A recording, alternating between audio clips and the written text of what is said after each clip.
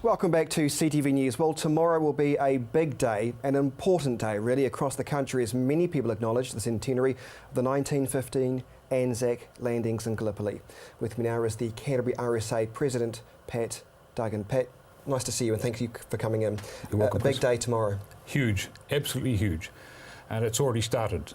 I was down in Cranmer Square this afternoon and looking at the field of remembrance crosses that are there, and there was an amazing number of people just browsing through them, probably looking for a relative or something. It looks fantastic. What I'm humbled about is previous years, and I believe this year too, we're expecting a lot of young people, a lot of children, which I think is in keeping with the Anzac spirit in a way, isn't it? Most definitely. And I love seeing them there, wearing great granddad's medals on their right chest, and they're so proud. And I spoke to a preschool out in Oxford the other day, and I told them that when you go on to these Anzac Day service in the morning, walk up to a veteran and ask him about his medals. What are they for? And he'll so proudly tell you.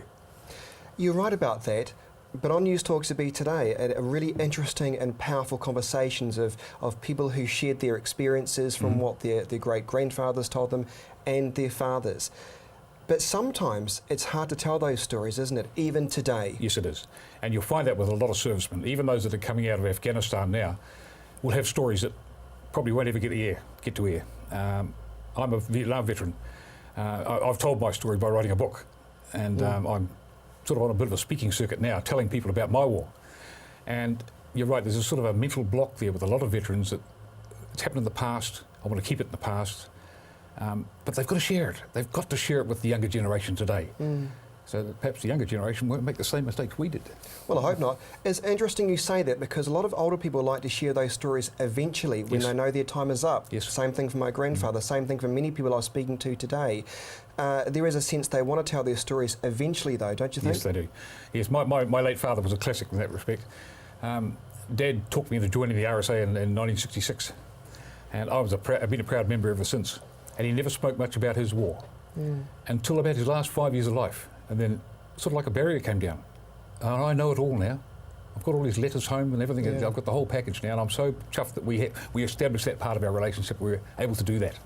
So tomorrow is not, well, of course it is about commemorating 100 years of 1915, but it's not just that, is it? It's also about recognising and respecting the men and women who serve today. And I think that's important to say that, don't you? Chris, that is so important. And you know, I've been in the fortunate situation of being able to welcome back a lot of the peacekeepers from Afghanistan or wherever back into New Zealand again, and I've always extended to them an RSA welcome. And interestingly enough, part of my welcome back is that if you ever see me in an RSA around the countryside, tap me on the shoulder and I'll buy you a beer. The sad thing is, nobody's asked me yet. And I'd still like somebody out there to tap me on the shoulder and say, I'll buy you a beer. I'll have to do that, and I'll have a Diet Coke on your behalf. Good on you. So we're expecting some decent turnouts at the various services around the country. Let's talk specifically about Canterbury. Of course, the main one happening in Cranmer Square tomorrow. Yes. In fact, every war memorial in Canterbury will have a service at it tomorrow. And that in itself it's huge. Cranmer Square tomorrow, the City Council have very kindly put up 2 big screen televisions for us so that the people at the back can see. But I'm expecting the crowd to start developing there from about 5 o'clock in the morning. It's going to be absolutely massive. And you know, even the numbers I'm hearing are turning up for the parade. The servicemen and women, they're going to be turning up in huge numbers. Pat, how do we keep the spirit of Anzac alive? I think it'll keep itself alive. I really do. The Anzac, well, Anzac it's not just an acronym now. It's a word. It's there, it's embedded in our psyche. And it defines us as a country, doesn't it? It does, most certainly. And of course it keeps that little bit of Australia too. We've got to keep that relationship going. We'll allow that, just. Yeah. Pat, what is the main message you hope tomorrow will bring to a new generation of people who perhaps are unaware of what happened 100 years ago? Listen, learn, take it on board and commemorate. Because that's all they can do, but they can learn a lot of lessons out of it. And hopefully the next generations won't make the same mistakes our generations have made. Well, I hope so. So do I.